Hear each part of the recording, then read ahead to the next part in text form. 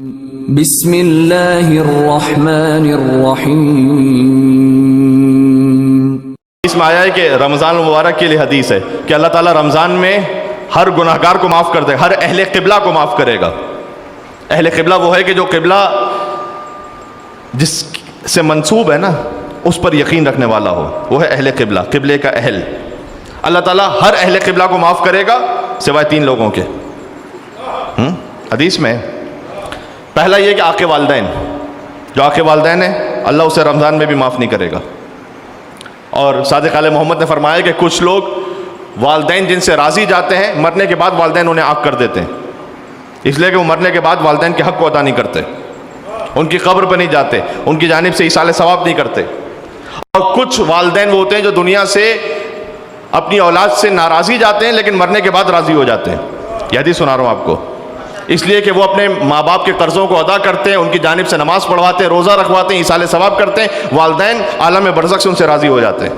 تو یہ ایصال ثواب کی جو مجلس تھی میں نے فقرہ آپ کی خدمت میں پیش کر دیا کہ جن کے والدین دنیا سے رخصت ہو چکے ہیں تو والدین کا حق مرنے کے بعد بھی ختم نہیں ہوتا، جاری و ساری رہتا ہے، یاد رکھیے گا یہ۔ لہٰذا اگر آپ کو موقع نہ مل سکے کہ آپ مولا کی زیارت پہ مثلاً تشریف لے جائیں تو اللہ سبحانہ و تعالیٰ بار بار سب کو جانا نصیب فرمائے، لیکن آپ یہاں پر جن کے والدین حیات ہیں اللہ سبحانہ و تعالیٰ انہیں عمر نو عطا فرمائے خیر و عافیت کے ساتھ۔ جن کے ماں باپ گزر چکے ہیں وہ جائیں اپنے والدین کی قبر پر۔ حدیث میں آیا ہے کہ ماں کی قبر پہ جا کے دعا مانگو تو والدہ عالم برزخ سے سفارش کرتی ہیں اور شفاعت کرتی ہیں، اس لیے ماں کی قبر پہ جا کے دعا مانگو۔ بلکہ باب الحوائج مولا موسیٰ کاظم علیہ السلام کا فرمان ذیشان ہے کہ جب تم جاؤ اللہم صلی علی محمد وعلی محمد، کہ اگر تم ہم اہل بیت کی زیارت کی قدرت نہ رکھتے ہو تو ہمارے صالح ماننے والوں کی قبروں پر جاؤ، تو اگر تم اس نیت سے جا رہے ہو تو تمہیں ویسا ثواب ملے گا کہ جیسے تم کسی حرم امام میں موجود ہو۔ کیا کہنا کہ اور اگر تم ہم اہل بیت سے نیکی کرنے پر قدرت نہ رکھتے ہو تو تمہیں چاہیے کہ ہمارے صالح چاہنے والوں کے ساتھ نیکی کرو۔ کیوں؟ اس لیے کہ جب آپ کسی مومن کے ساتھ نیکی کر رہے ہیں تو آپ کیوں نیکی کر رہے ہیں؟ وہ اس لیے کہ اس کے دل میں جو ولایت ہے اس کی وجہ سے نیکی کر رہے ہیں، تو در حقیقت یہ آپ کو جوڑ رہی ہے مولا علی کی ولایت سے۔ بات واضح ہے جی؟ اس لیے میں جوان ساتھیوں سے بات کر رہا ہوں، بزرگ تو جانتے ہیں، اور جناب محترم مکرم ابرار بھائی انہوں نے جو الفاظ ادا کیے تو یہ ان کے یعنی محبت ہے ان کی، اور انہوں نے ہمیشہ احترام جتنا دیا ہے، اور خاص طور پر جو علامہ صاحب سے ایک تعلق رہا اس نسبت سے، تو اللہ سبحانہ و تعالیٰ ان کے برادر کے درجات بلندتر فرمائے، اور واقعاً جو نئے آنے والے جوان ناظمین ہیں ان کے لیے مثال ہیں۔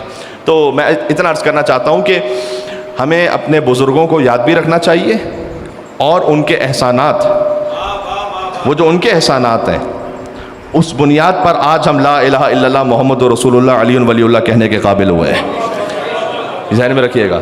تو جو مرنے والے ہیں ان کے احسانات یاد رہنے چاہیے، اور انہوں نے جو ہم تک مولا کی ولایت پہنچائی ہے آج اس کا صدقہ یہ فرش اعضا، کیا کہنے، سبحان اللہ۔ حضرت علامہ رشید ترابی صاحب علی اللہ مقامہ، حضرت علامہ طالب جوہری صاحب علی اللہ مقامہ، اور جتنے بزرگان دین و اسلام جنہوں نے خدمت کی، خاص طور پر کراچی کے فرش اعضا کی، ان سب کی بلندی درجات کے لیے یہاں سے وہاں تک مل کر بلندتر صلوات بھیجیں محمد و آل محمد پر۔